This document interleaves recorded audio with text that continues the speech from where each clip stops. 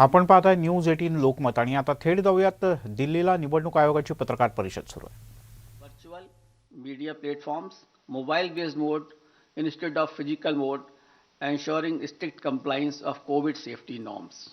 And keeping it in mind, the expenditure limit of the candidates have already been increased from 28 to 40 lakh. A detailed guidelines are being issued and which will be given to all of you regarding the COVID guidelines 2022 as to how the political parties, how the election officials, how the EVM persons will be dealt with and will be dealing with the COVID appropriate behavior. But the main point I would like to share with you, the Commission has decided that no road show, padyatra, cycle, bike vehicle rally and procession shall be allowed till 15th January 2022. Commission shall subsequently review the situation and issue further instructions accordingly. So up to 15th of January, because the situation is dynamic, it is not static. No road show, no padyatra, no cycle, bike or vehicle rally and any procession. Similarly, no physical rally of political parties or probable candidates or any other group related to election shall be allowed till 15th January. Commission shall subsequently review the situation considering the situation of the pandemic and issue further instructions accordingly. So up to 15th of January, there is absolutely a moratorium of physical rally and physical road shows. Between 8 p.m. and 8 a.m., no rallies and public meetings. Similarly, like a campaign curfew that on any campaign day. That will continue. No nukkad sabhas will be allowed on public roads, roundabouts or public streets or corners. Fifth, no victory procession after the counting shall be allowed and not more than 2 persons shall be allowed to accompany the winning candidate or his or authorized representative to receive the certificate of election from returning officers. So we are reducing the physical contact, physical availability, and we are saying that more and more virtual and virtual rallies, virtual campaign should be done. However, physical rallies during the campaign period, if after considering the situation, which is very dynamic, and when permitted, after the decision of the Commission, shall be conducted subject to adherence to COVID-19 guidelines. The maximum limit of persons allowed for indoor and outdoor rally meeting shall be as per existing directions of SDMAs. For these meetings, political parties shall distribute masks and sanitizer to persons attending and maintain COVID protocol at entry and exit point. Further rallies and meetings shall be allowed only in earmarked places and with prior permission of district administration. Door-to-door campaign, a maximum of 5 persons including candidates, excluding security personnel if any, shall be allowed to do door-to-door campaign. Each political party candidate shall have to furnish an undertaking in the application form under Suvidha that it shall abide by all the extant instructions, guidelines in this regard. So an undertaking will also be taken whenever any rally will be allowed. Later on, when we review the situation after 15th or something like that, only then again also these undertakings, COVID guidelines have to be strictly followed with each and every person who is involved in the campaign. Let me finish him it. After please that, finish. We'll take up your questions thereafter. Non-compliance of instruction. Anybody violating the instructions on COVID measures will be liable to proceed against as per the provisions of the Disaster Management Act, besides legal action under IPC and other legal provisions as applicable. And the prime responsibility will be resting with the CS and DO as mandated under the DM Act. And our guidelines specifically reiterate this legal position, and the guidelines will be given to each and every one of you. It is reiterated that in case of breach and disregard to the above guidelines, the Commission will not hesitate in cancelling the rallies or not allowing any further rallies by that party. So the COVID protocol is absolutely quite restrictive and quite strong basically that way, so that we can see that no physical rally will be done up to 15th of January. Media, I would like to come to the media now. Media has always been a friend of ECI and has well played a very significant and positive role in elections. And this time also, we implore them to help us reach out to all stakeholders regarding safety norms and higher voter participation. It is you only who communicate our message to the public. It is you only who motivates them to cast a vote. It is through you only that we send our messages to them. So you are our friend, and you are the person who can help us in achieving our goals. Social media has also become an important component of life, and Commission has been engaging with social media platforms since 2019, and a voluntary code of ethics had come into play, which will also be applicable. Commission has been engaging and requesting all political parties and candidates to ensure that their supporters do not indulge in hate speeches and fake news. A strict watch on social media posts is being kept to ensure election atmosphere is not vitiated in any manner. Any person or organization indulging in such malicious activity will face harsh consequences. Now I will come to the schedule of elections, I think which you are waiting, and that is something which is very important and a very most important thing. During this time, we have also seen and perused that how the elections were conducted in 2017, how they were conducted in 2012. In 2012, it was done, all the 5 states were done in 9 phases. In 2017, it was done in 8 phases. And now we are reducing it by 1 more phase, and all elections of 5 states will be conducted in 7 phases.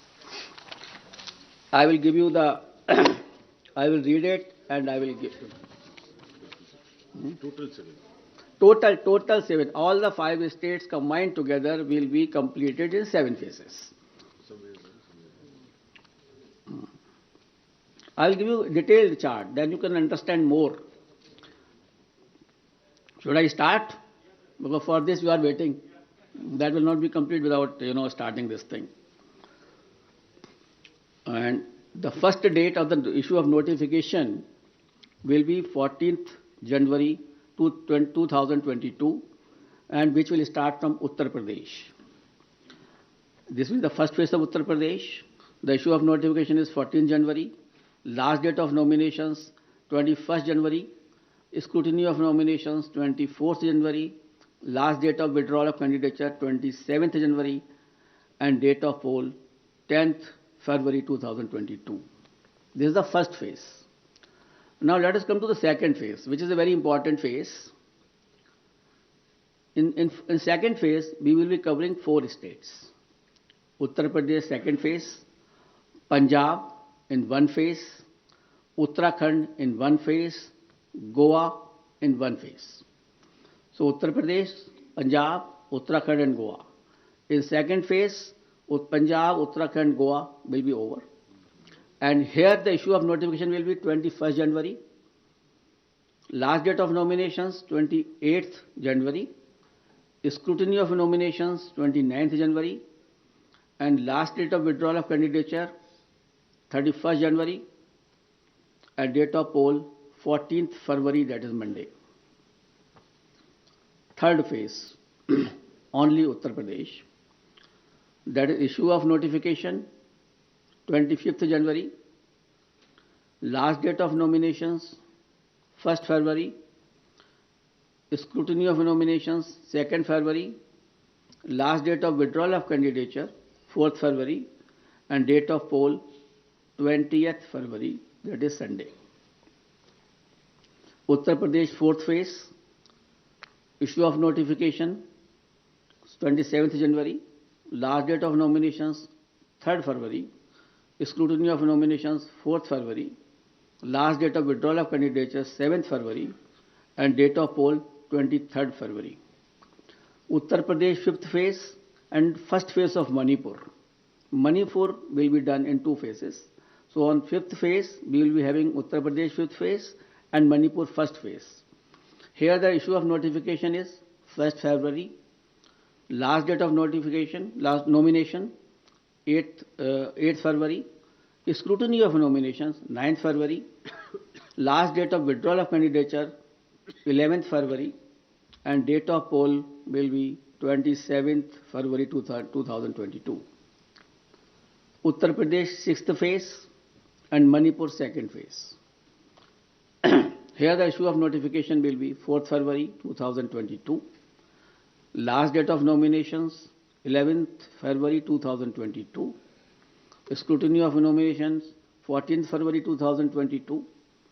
Last date of withdrawal of candidature 16th February, and date of poll 3rd March, that is Thursday.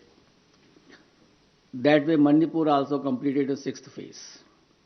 Uttar Pradesh 7th phase. Issue of notifications 10th February.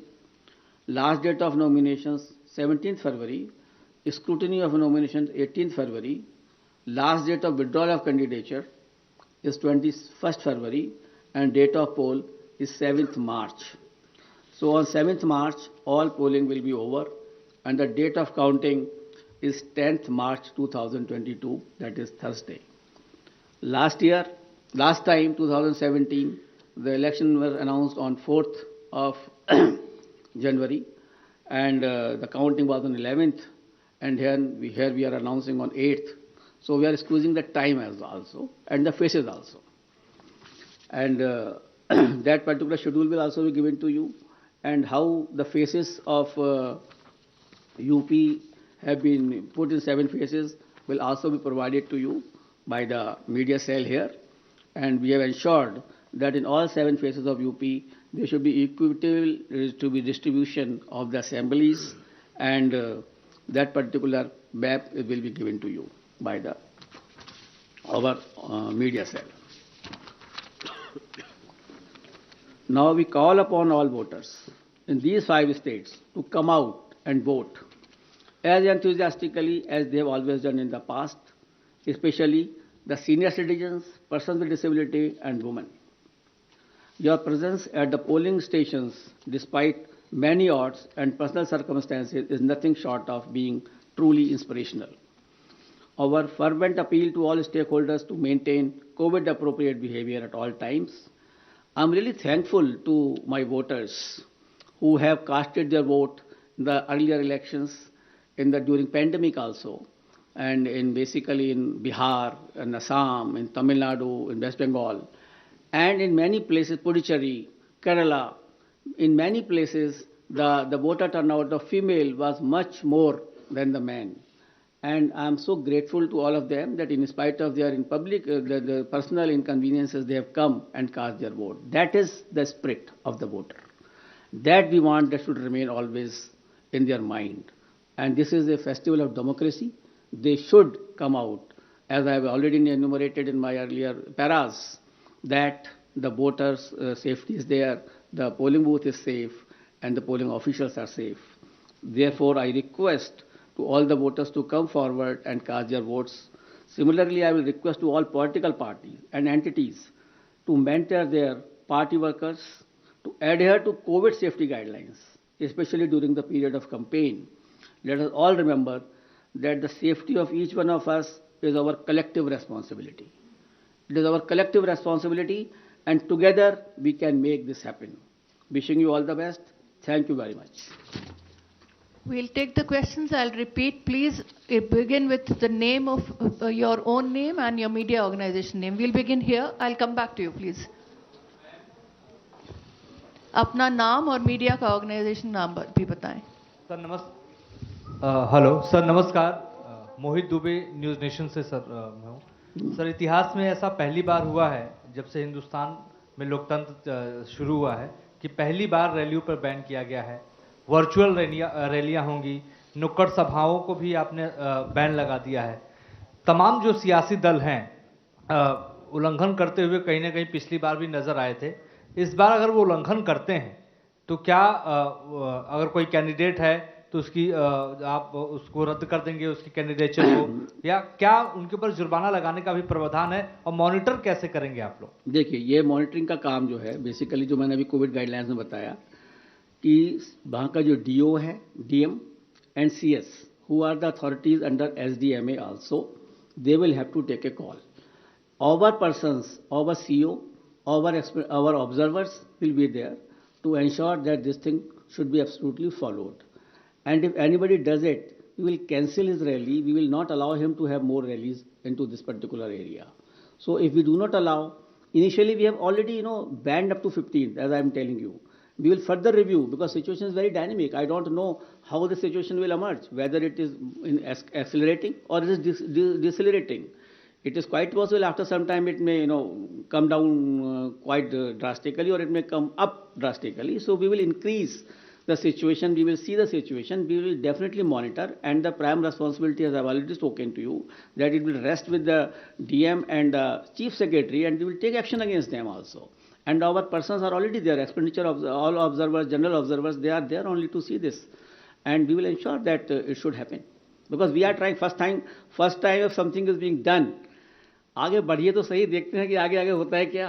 Thank you sir. बीच के block से हम शुरू करें. इसी से जुड़ा सवाल है सर. त्यामुळे निवडणुकांचा बिगुल वाजलेला आहे आणि एक महत्त्वाचा निर्णय, सगळ्यात महत्त्वाचा तो म्हणजे 15 तारखेपर्यंत कोणत्याही राजकीय पक्षाला निवडणूक प्रचारासाठी सभा, रॅली, चौक सभा यासह कोणत्याही प्रकारच्या जाहीर कार्यक्रमाचं आयोजन करता येणार नाही आणि ऑनलाईन अर्ज भरण्याची व्यवस्था यावेळेला निवडणूक आयोगाने केली आहे. छोटासा ब्रेक घेऊया, लगेचच परत येतो.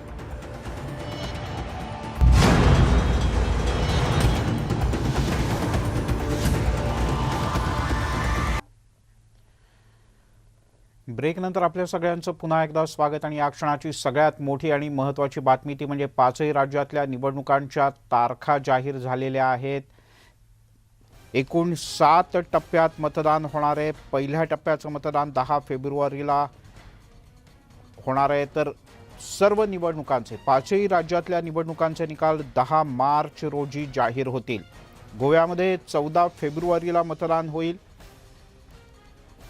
मणिपूरमध्ये 27 फेब्रुवारी आणि 3 मार्च असं 2 टप्प्यात मतदान होईल. उत्तर प्रदेशात जी आकडेवारी हाती आलेली आहे त्यानुसार एकूण 7 टप्प्यात इथे मतदान होणार आहे. 15 तारखेपर्यंत कोणत्याही प्रकारची जाहीर सभा, मोर्चा, रॅली, चौक सभा निवडणुकीच्या संदर्भात राजकीय पक्षांना घेता येणार नाही. आणि एक महत्त्वाची बातमी, जैश ए मोहम्मद या आतंकवादी संघटनेनं नागपूरच्या संघ मुख्यालयाची रेकी केल्यानंतर महाल इथल्या संघ मुख्यालयाची सुरक्षा वाढवण्यात आली.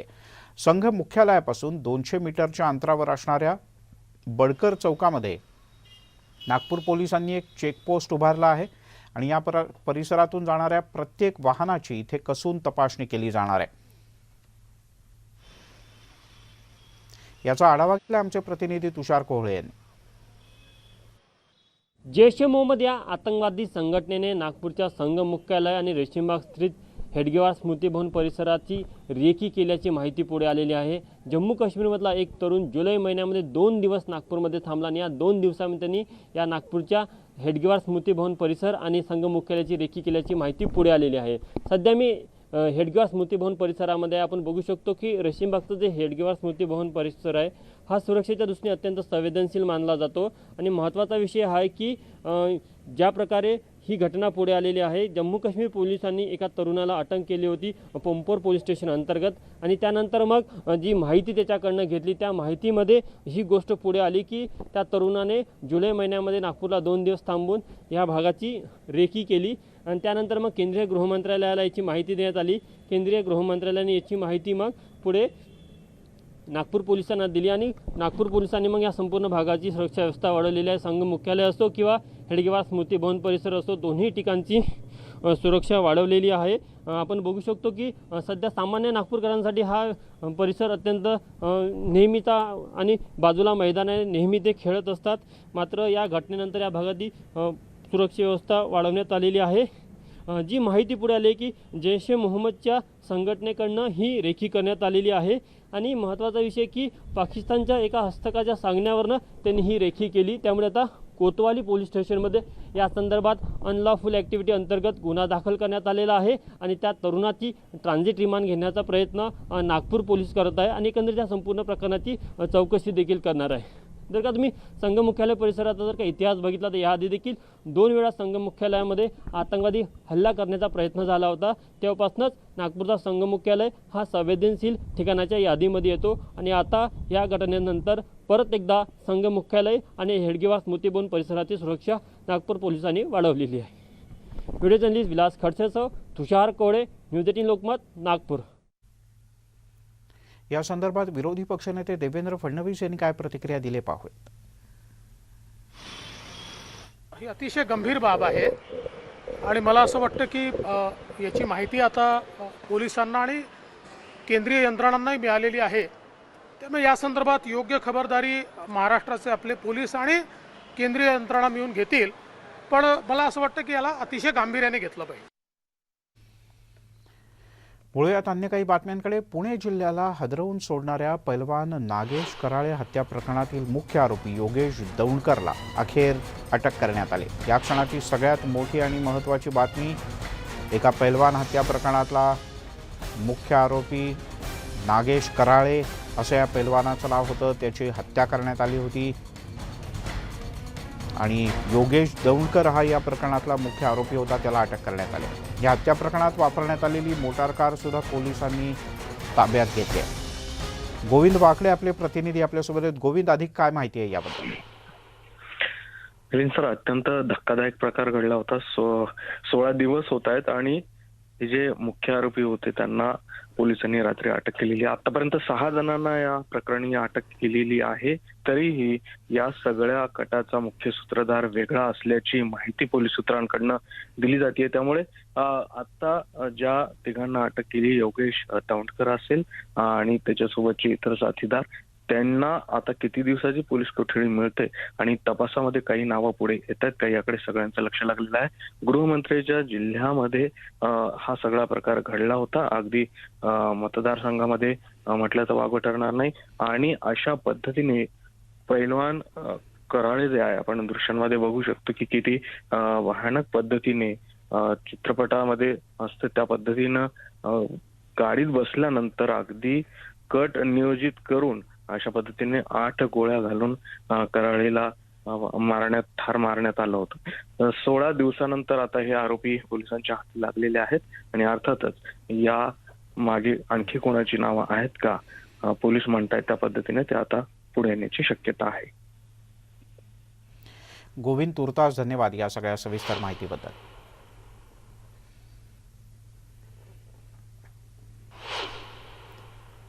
यासोबतच बुलेटिनमध्ये घेऊयात एक छोटासा ब्रेक। सर्व प्रकारच्या ताज्या अपडेट्ससाठी news18lokmat.com या आमच्या वेबसाईटला लॉग इन करा। फेसबुक, ट्विटरवर आम्हाला फॉलो करा। आमच्या यूट्यूब चॅनलला सबस्क्राईब करा।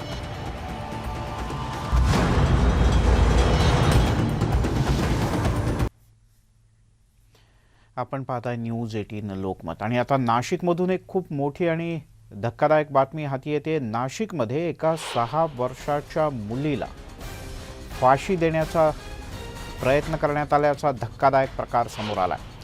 दिंडोरी तालुक्यातल्या देहरेवाडीच्या जंगलामध्ये हा सगळा धक्कादायक प्रकार घडलाय। मुलीच्या वडिलांनी या मुलीला जंगलात नेलं आणि नंतर तिला फाशी देण्याचा प्रयत्न करण्यात आल्याचं कळतं। या क्षणाची सगळ्यात मोठी आणि अतिशय धक्कादायक अशा प्रकारची बातमी।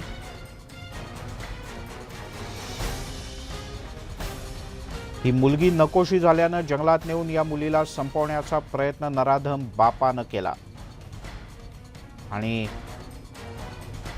बापानं नंतर दुसराच काही बनाव केला आणि हा सगळा प्रकार समोर आला। लक्ष्मण घाटोळ आपले प्रतिनिधी आपल्यासोबत आहेत। लक्ष्मण, काय अधिक माहिती आहे? अतिशय धक्कादायक बातमी आहे। अतिशय धक्कादायक प्रकारची ही बातमी आहे। या प्रकरणामध्ये जो फिर्यादी बाप होता तोच या प्रकरणातला आरोपी झालेला आहे। कारण पोलिसांच्या तपासामध्ये जी बाब समोर आली ती अतिशय धक्कादायक होती। या नराधम बापानेच आपल्या मुलीच्या हत्येचा बनाव बनवला। या मुलीला नाशिकच्या तालुका हद्दीतून ग्रामीण दिंडोरी हद्दीमध्ये तिला निर्जन स्थळी जंगलात नेऊन तिला गळफास देण्याचा प्रयत्न केला। मात्र त्या ठिकाणी असलेल्या गुराख्याच्या तत्परतेमुळे त्या मुलीला वाचवण्यात यश आलं. त्या मुलीला रुग्णालयात दाखल करण्यात आलं. मात्र या प्रकरणाचा तपास करत असताना पोलिसांना मुलीच्या बापावरच संशय बळावला आणि त्यानंतर नाशिक जिल्हा पोलीस दलाचे अधीक्षक सचिन पाटील यांनी हा संपूर्ण तपास स्वतःच्या हातामध्ये घेतला आणि अवघ्या 24 तासामध्ये या प्रकरणामध्ये जो फिर्यादी बाप आहे तोच आरोपी असल्याचं पोलीस तपासात निष्पन्न झालेलं आहे. खरं तर या इसमाची दुसरं लग्न झालेलं आहे. पहिल्या पत्नीपासून ही मुलगी त्याला होती. मात्र ही मुलगी त्यांना नकोशी होती.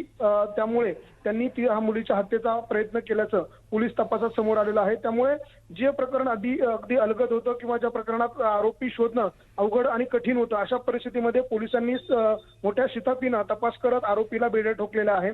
घरामध्ये जी नायलॉनची दोरी त्या जंगलात आढळून आली त्याच्यातला काही भाग पोलिसांना त्या नराधमाच्या घरामध्ये सापडून आला आणि त्यानंतर पोलिसांचा जो तपास आहे तो घरातल्या लोकांच्या दिशेने वळाला आणि त्यानंतर मुलीच्या बापाला देखील पोलिसांनी ताब्यात घेतलं. अधिक तपास केल्यानंतर त्याचं मोबाईल लोकेशन आणि झालेला संवाद जो आहे तो पोलिसांनी ताब्यात घेतला आणि त्यानंतर हा आरोपी जो आहे तो पोलिसांना निष्पन्न झालेला आहे. पोलिसांच्या ताब्यामध्ये हा आरोपी आहे आणि अधिक तपास जो आहे तो आता पोलिसांकडनं केला जातोय. लक्ष्मण, तुर्तास धन्यवाद या सगळ्या माहितीबद्दल.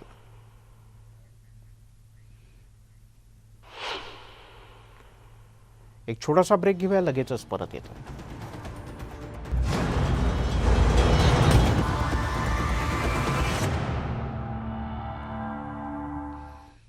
आपण पाहताय न्यूज 18 लोकमत.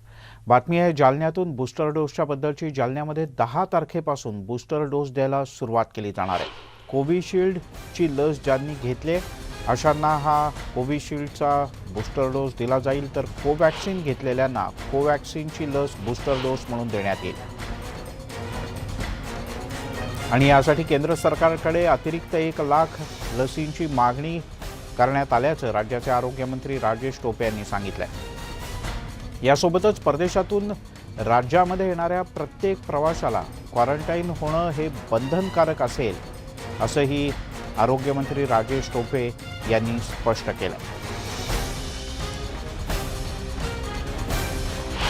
क्वारंटाईन करण्याची सूचना देण्यात आलेली होती.